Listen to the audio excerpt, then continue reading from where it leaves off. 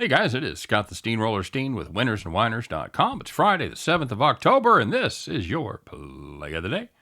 As always, before we get rolling, get to the Play of the Day, if you would be so kind, take a minute, smash that thumb, give us the like, we appreciate it. Of course, smash that subscribe button as well. Get notified every time we put up brand new videos. All you gotta do is hit that bell when you subscribe, so take care of business there. And you'll know every time we put up brand new content, handicapper videos, or some of the more fun stuff that we do. And speaking of which, Scott and I will be doing our college show a little bit later, tentatively called Back to School until they sue us. So make sure you check that out. Should be posted, somewhere around before 4 p.m. Eastern time. So, and of course, we want to know what you're playing. What do you got cooked up for today? You got those plays. You got those college football plays. You got some second round golf, whatever it is. Maybe some baseball playoffs. Playoffs, that's right. Whatever it is, put those plays in the comment section. You get them right, you make a profit, we'll give you the shout out. You get enough of them right, and you could be the capper of the day. Want to be capper of the week? Hey, that sounds like a cool thing, huh? Well, make sure you put your play in there. That is your very best bet. And to let me know it's your best bet, put a BB beside it and put the odds, if you would be so kind. If it's not minus 110, if it's anything else, put them there. Anything goes. Favorites, dogs, whatever you want to play, player props, don't care. The only the stipulation that we have is that parlays cap at plus 200. So, with that being said, let's take a look at the extensive action from yesterday. We had Pierce over 34.5 yards. He had 30 at halftime, and just got better. I think he ended up with 80 and with the most catches on the team. I think he had 8-9 catches. So yeah, that was a nice, easy rocking chair win. I talked that what I liked yesterday was the over. I was zigging when everybody else zagged. Guess what? Should have fucking zagged. If I ever bet another total, if I ever bet another over involving the Denver Broncos, put a fucking bullet through my head. All right? You look at that game, you looked at the tendencies, you looked at the trends, and you're like, there's no way this goes over. So, you smart, right? You're thinking, so... fade the public. That's what you fade the public. Yeah, not so much. Just God. And then it went into overtime. Oh, for God's sakes, just make it stop now. My best bet was the Broncos -3. Sure, the Broncos did the same thing the Chiefs did with the Colts. Fucked around, let them hang around, gave them one drive at the end of the game, and it's over. There you go. Congratulations. Welcome to the club, Broncos. Yikes. All right. So with that being said, let's take a look and see what we got cooked up for today. How about the college football, huh? Boy, if you liked those two teams yesterday, you're really going to like this one. It's Colorado State at Nevada. Nevada -3.5. Why? Yeah, why not? One of those teams has to be favored. No, you know the drill with this one.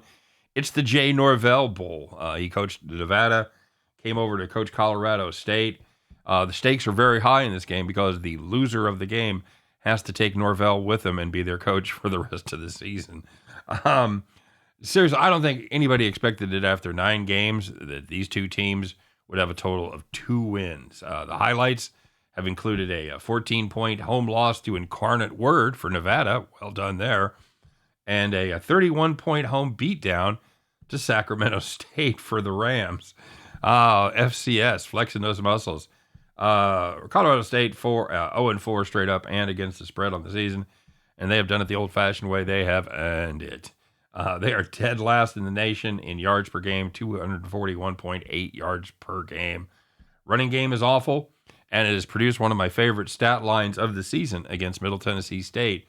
34 rushes for -10 yards. That's right. Put a pin in that, would you?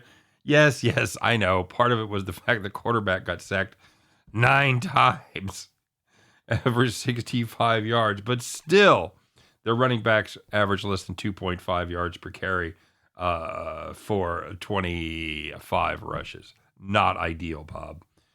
Speaking of sacks, it's not unusual that he would be sacked 9 times. It's just a little above the average.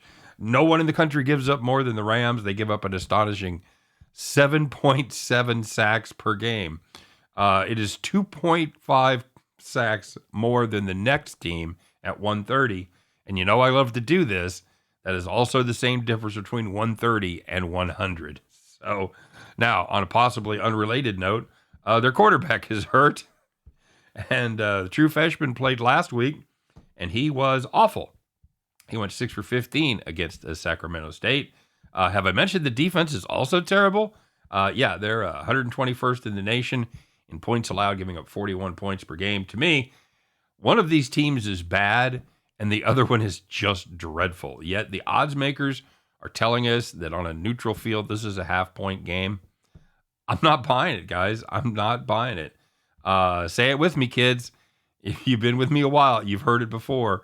In the land of the barefoot, the man with one shoe is king. In this case, it's Nevada, although it's more like a flip-flop, but the point remains the same. Give me the Nevada Wolfpack, minus 3.5 in Reno, Nevada. And at the end of that one, you guys can join me as we celebrate watching another great football game. Pick up our winning tickets and head back to the window. All right, you guys got that. Let's take a look and see how y'all did, shall we? First of all, the capper of the week standings after 4 days. We have a leader in Justin McElvey, plus 390 as he hit another one. He had a nice player prop for tonight. In second place is Chase Fancy. Nice little 3-2 pick on the Colts. He's at 385. Just $5 behind. Zewa Carter, by the way, if you didn't catch Zewa Carter on our video, you should do that. We did another pick'em where we each picked a dog over the weekend. I had an NFL play. He's got a college play. So, yeah, check that out. Anyway, he's plus 300 for this week, solidly in third. So, let's take a look at capper of the day, shall we? Steve Godin goes 2-1 plus 158. Justin McElvey goes 1-0 plus 500. Like I said, he had Melvin Gordon over 73.5 combined yards. Really the only guy doing much of anything. Him and Lindsey, that was pretty much it. Just like old times. So they played for different teams. Betstradamus goes 3-2 plus 80. Brian Richmond goes 1-0 plus 585. He had a little two-teamer there, a little two-legger with Pierce. He had over 36.5 and over 2.5 receptions. Yes, sir.